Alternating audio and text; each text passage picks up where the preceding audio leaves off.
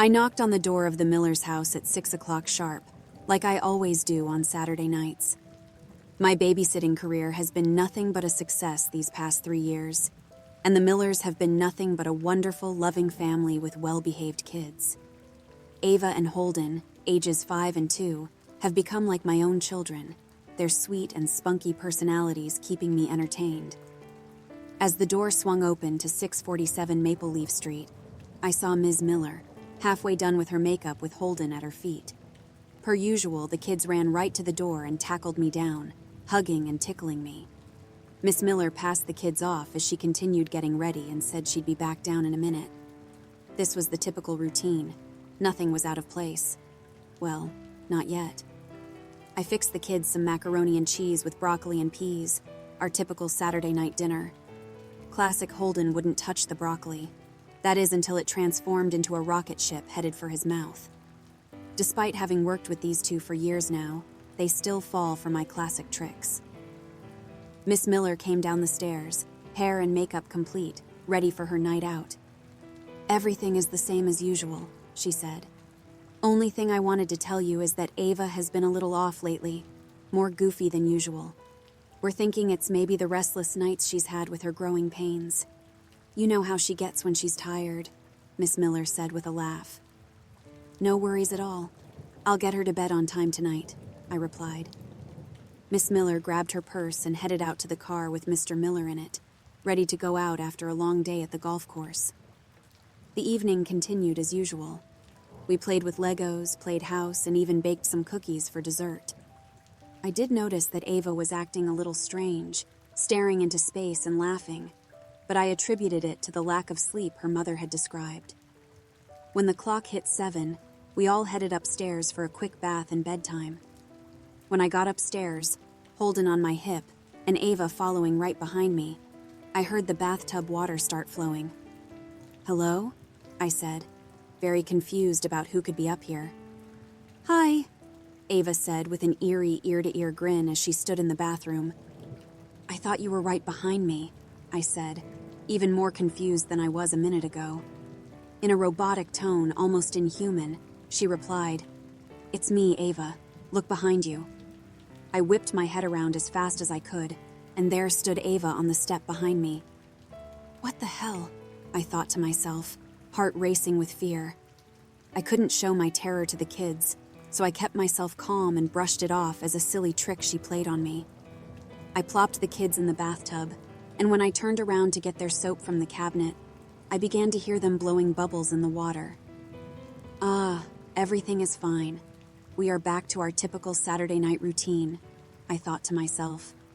The kids always competed to see who could make the biggest bubbles in the tub. With the soap in hand, I turned back around to see Ava holding Holden's head underwater. The sound wasn't joyous bubble blowing. Instead, it was the sound of a 2-year-old drowning. "Look," Ava said back in the robotic voice. "I'm letting Holden win the bubble contest tonight. But since he is dying, that means I'll win the contest every other night." She let out a laugh and immediately went back to her deadpanned face in the span of a second. I scurried over to pull Ava's hands off of Holden's head, but when I touched the water, I noticed it was scalding hot. "I turned up the temperature to burn his skin," Ava continued. "Aren't I so smart?" My face immediately flushed, and I sunk my hands into the water despite the temperature to pull out Holden. His entire body as well as my hands were blistered with 3rd-degree burns, and the poor kid was blue. I immediately began CPR and told Ava to get me my phone.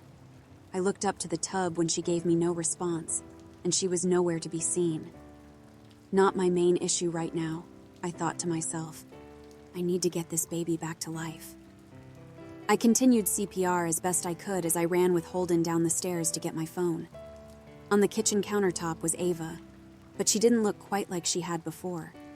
Her skin looked like it had been melted, the way queso looks on a tortilla chip. Her eyes had changed from light blue to black, and her teeth had become pointed. She held my phone in her hand and said, "The only way you'll get this back is if you let me take a bite of you." Her grin showcased her pointy, sharp teeth and her bulging black eyes. I had already lost the Ava I knew, so I wouldn't let myself lose Holden too. I handed Ava my arm, and her drool immediately started oozing out of the sides of her mouth.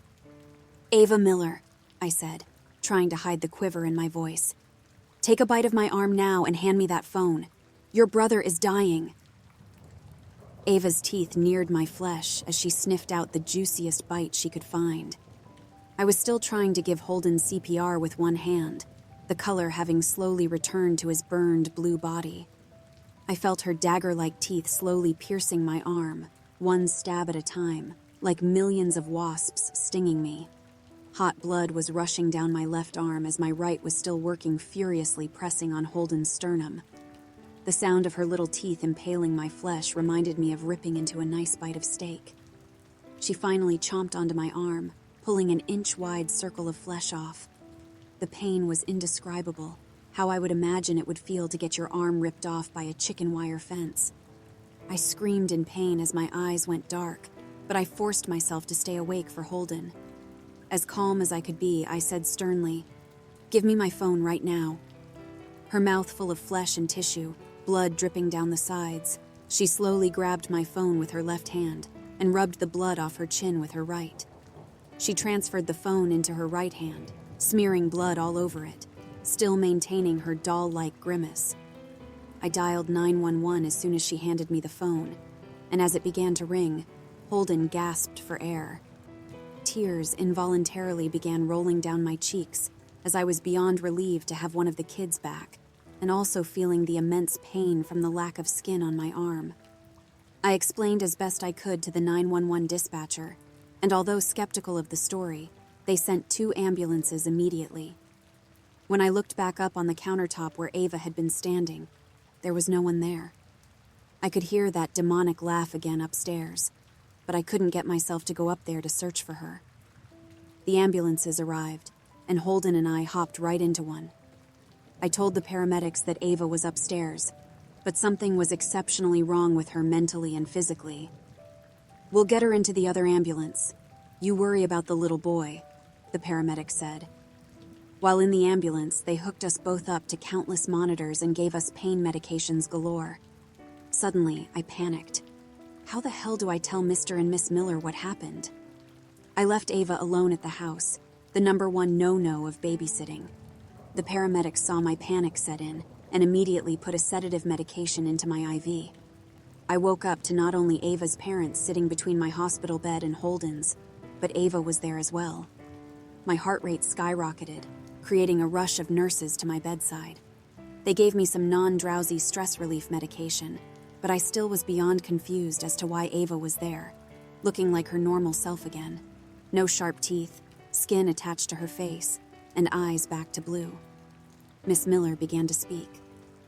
"Jess, we are so sorry about what happened." Mr. Miller and Ava then chimed in.